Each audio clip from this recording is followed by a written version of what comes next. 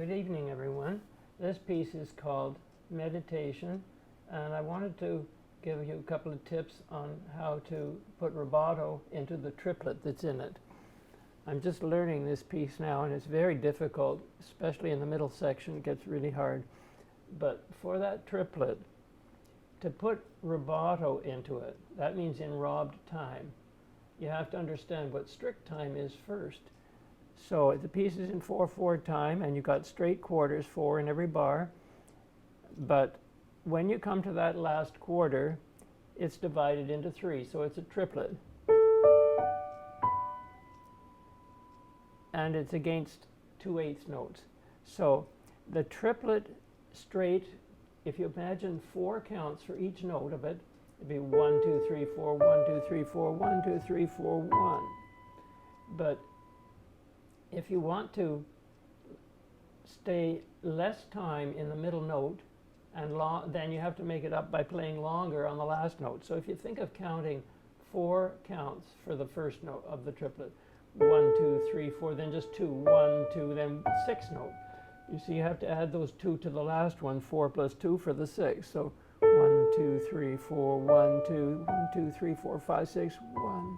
It makes you pull on that note as you pull the tone out of the piano.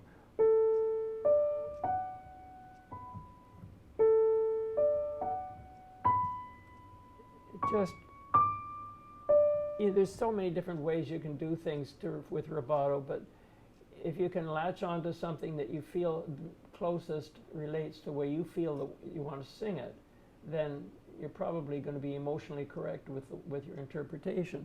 So that's one thing. And the other thing is that the left hand has to set up a pulse, a steady pulse, over which that right hand can have these little pulls and pushes.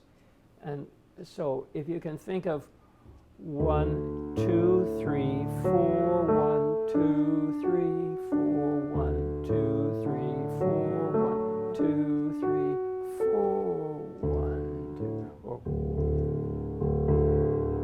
Then it's going to have something stable underneath that's alive, a pulse, that's going to keep the piece buoyant while you pull and push in the melodic line, the way you feel it, the way you want to sing it.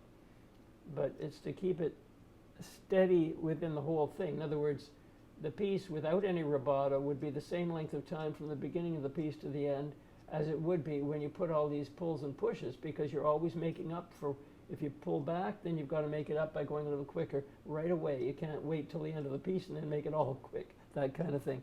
So, but it's a beautiful piece, and it's just so well worth working on and learning. And I'll do a lot of slow, heavy practice just to keep it in my hands and to get the right sequence of notes.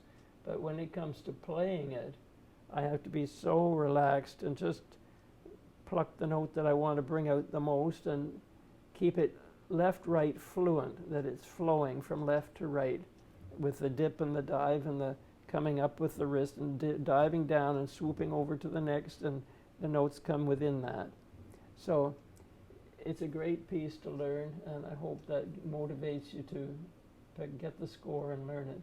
This is in D major. I have a simple arrangement that's in G major that's not. You can still do beautiful things with the melodic line and with the rubato, but this particular composition, when you play it in D major, it just has so much more of a religious aspect to it, and it's a beautiful thing, a beautiful piece to learn. And it's slow, so it doesn't have to be fast. It gets quite intense in the middle and passionate, and agitated even. But then it comes back to this beautiful melody again, and then it ends with a little bit of a change to it, but makes it so beautiful to learn. So I hope that entices you to want to learn it. Anyway, I hope you have a good night. Bye-bye.